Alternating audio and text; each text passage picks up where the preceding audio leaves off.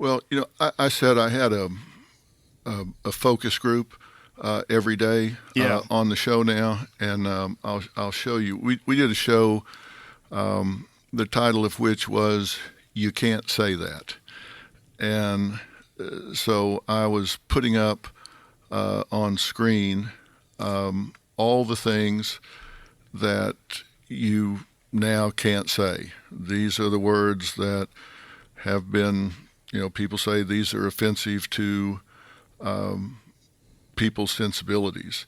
And I'll find it here and show you what it was, unless Jamie already has it. Here it is.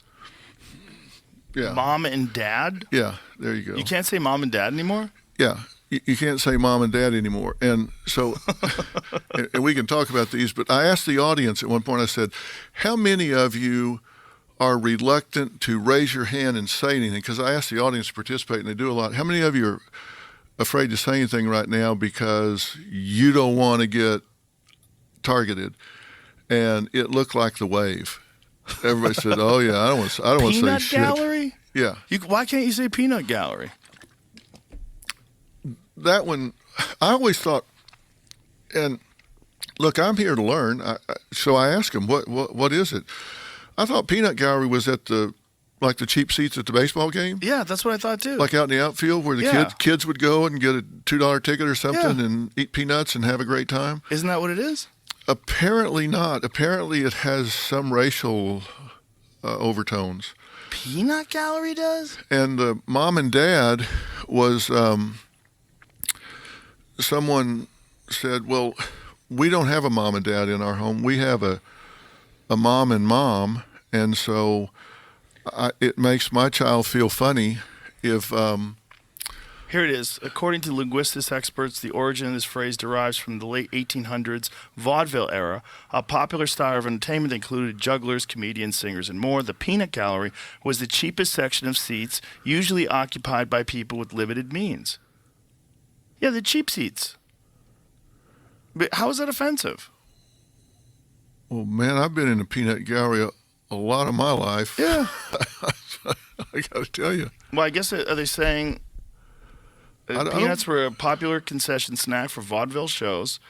Unpopular performers would often find themselves pelted with the easy-to-hurl edible projectiles. Others disagree in part with the preceding class-based rather than racial claim. They note that in the past, cheap balcony seats were often reserved for or largely made up of African-American patrons. Thus, since the phrase implies the opinions expressed by those from the gallery were unsolicited, unwarranted, and unhelpful, the phrase also connotes something negative about those giving them, purported to be African Americans. Boy, that's a stretch. Well, you don't have to be offended every time you can be. Right. Right? Right, but that expression doesn't have a racial connotation the way most people use it. I wouldn't think. It's usually people in the back of the room. That's just how we use it. They said brainstorm What? was offensive to people that had brain injuries. Oh my God! That it was an ableist thing. Oh, well, if you have a fucking brain, if you move and walk, if you're brainstorming, you're using your brain. Is running offensive? Is it offensive for people who can't run? Should the Olympics be canceled because the Olympics are ableist? What the fuck are we talking about? It seems to me, and look, maybe if you're in that situation, and I ask, and blindsided, I asked some people that had impaired vision, and they were like, "What?" They didn't understand. About which phrase? Blindsided. That you can't say blindsided or blind spot in your car. Like, it was in my blind spot, and they were like, "I don't understand why I'm offended."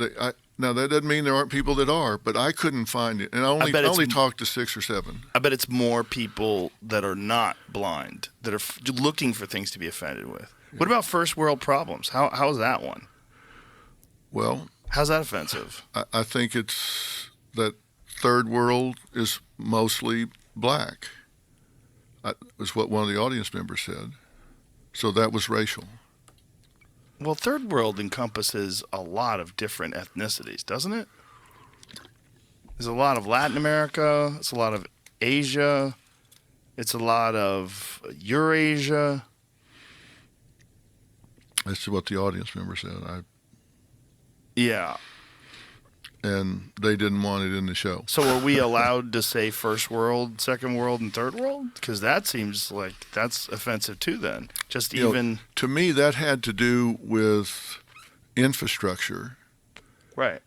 Because I know, like in the Congo, the entire country has the electrical infrastructure of a city the size of Austin for millions and millions of people, which is why they're so vulnerable to natural disaster, and they don't have dams, and they don't have electrical pumps. And I always thought of first, second, third world having to do with infrastructure and technology and support systems and all that sort of thing. I always thought of it has to do with dictatorial governments and yeah. You could think of corruption and yeah.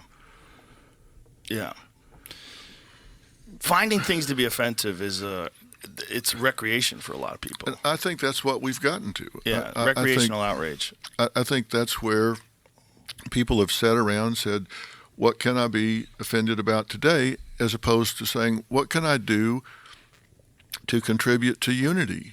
What can I do to come together and work things out, make things better? And that's just not constructive to me.